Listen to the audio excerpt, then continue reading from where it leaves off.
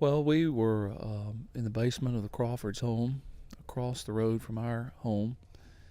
Um, we had heard that the storms were going to be uh, very strong, and we don't have a basement, so we went. The Crawfords invited us over, as they often do when there's bad weather, to wait it out in their basement, which we did.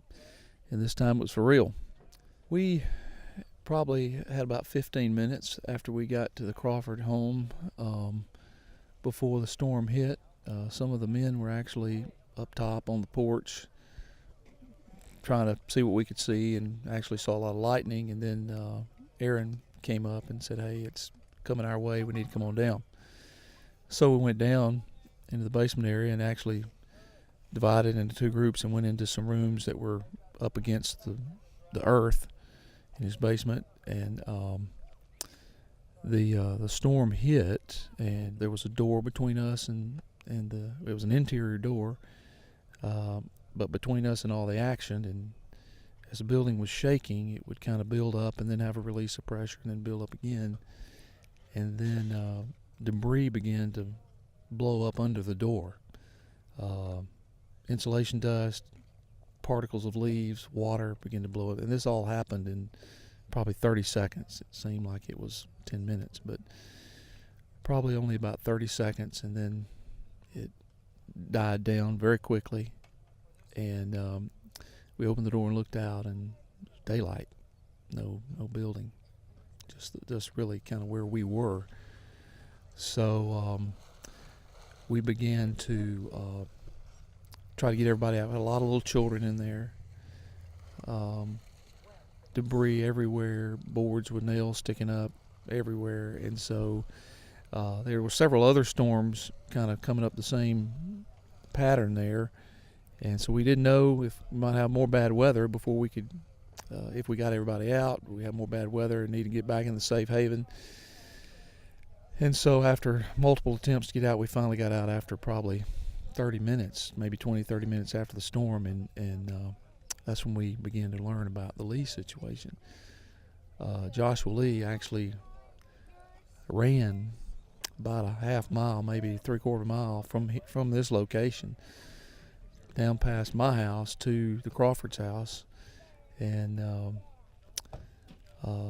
was yelling at anybody in there. And I thought, well, he's here checking on us. And we realized very quickly that he was very troubled. And he said, the Lees hurt, and Dad and Tiffany are hurt bad, and Dad's not talking. And didn't have a good feeling at that point. Some of the men, two of my oldest sons, started down this way. Power lines across the road. They couldn't get vehicles down here. They took off running. Got down here, and my second son came back and got our tractor and some jacks and chains and things, and came back down here. And it's my understanding that they worked for hours trying to get the Lees out of this debris.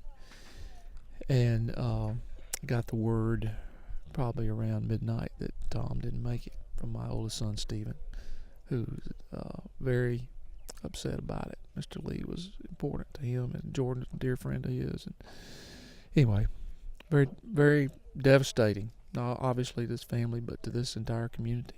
I have been overwhelmed with the outpouring of help. And my situation, our house was damaged probably, obviously least of all of the three.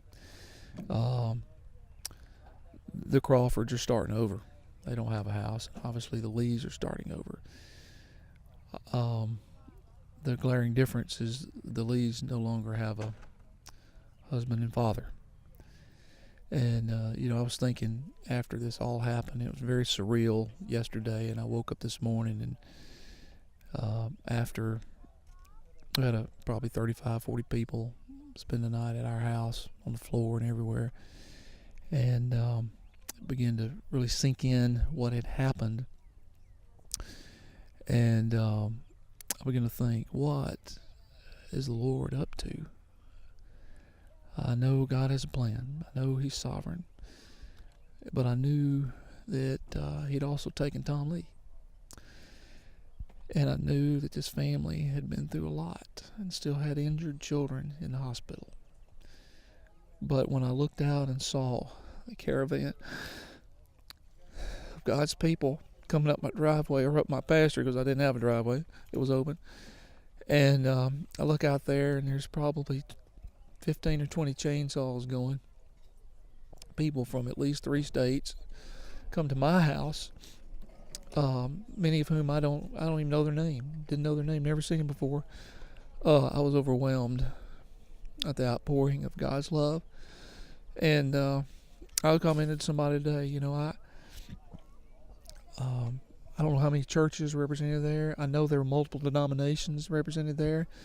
But interesting thing about it, nobody cared.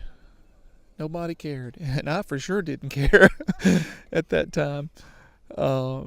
But it just really boiled down to me, the love of the body of Christ, and God saying, well, I know it was tough, but let me show you just a little bit of what I'm about here. And that was overwhelming. Still is, to think about it.